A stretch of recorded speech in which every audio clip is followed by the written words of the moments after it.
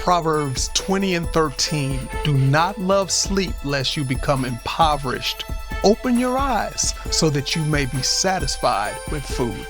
Proverbs Daily is a reader and listener-supported program. Every post is free, but if you'd like to help spread the message and make the sacred positively contagious, consider becoming a free or paid subscriber. Just look for the word upgrade or subscribe and click on that. Thanks in advance. Today's episode, Stay Woke.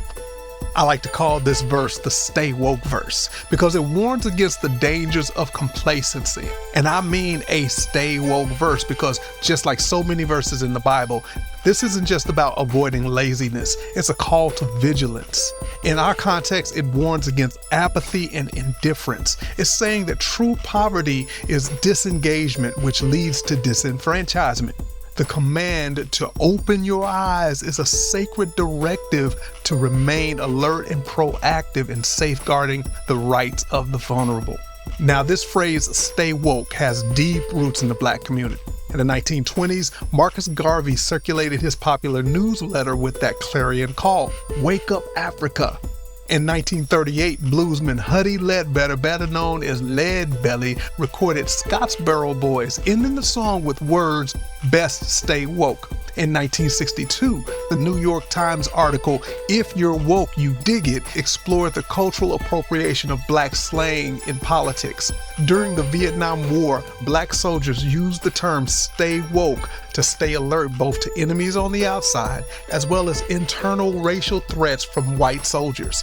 During the 2010s, the term resurged with the Black Lives Matter movement, symbolizing awareness of racial injustices and systematic inequalities. In 2016, to top it off, Childish Gambino's song Redbone brought "Stay Woke" back into popular culture, especially when the same song blew up as part of the soundtrack for Jordan Peele's blockbuster movie Get Out. It seems like a mantra that's bigger than just a slang term. But as its popularity grew, so did efforts to discredit it. Critics often from conservative circles labeled it as divisive or liberal code speak. I recall a conversation with a dear friend who is a conservative pastor that I deeply love and respect.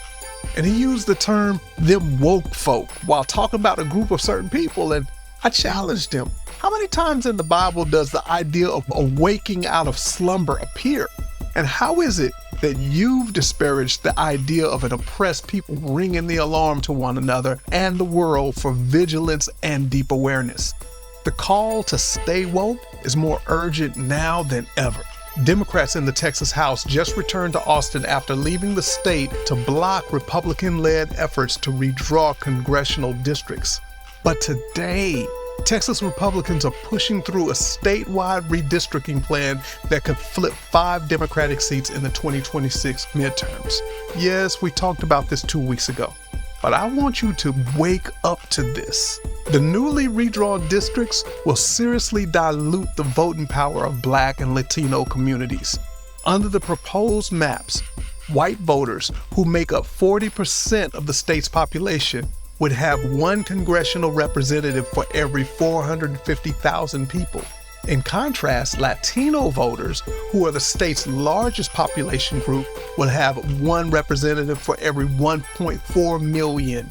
And Black voters, who constitute about 13% of the population, would have 1 representative for every 2 million people.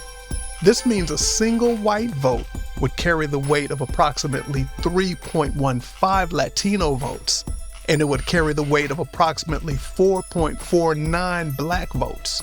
In other words, white Texans, who make up just under 40% of the population, would control 70% of the congressional districts, despite Latino voters being slightly more than 40% of the population of the entire state. How can something like this even happen? Only if we all stayed complacent and lulled to sleep by the politics of the day. But if we all opened our eyes, could we not model the beloved community that would satisfy the deep hunger for equality that's within all of our souls?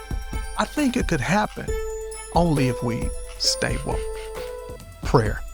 God, wake us all up to what's really going on.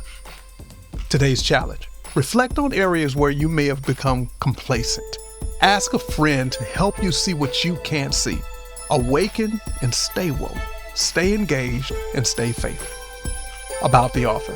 Fred Lynch is a creative communicator, author, and Christian hip-hop pioneer. To connect, just search Hey Fred Lynch on all the socials or click the link in the description. Want daily wisdom on your phone? Go to proverbsdaily.org or tap on that subscribe button right now.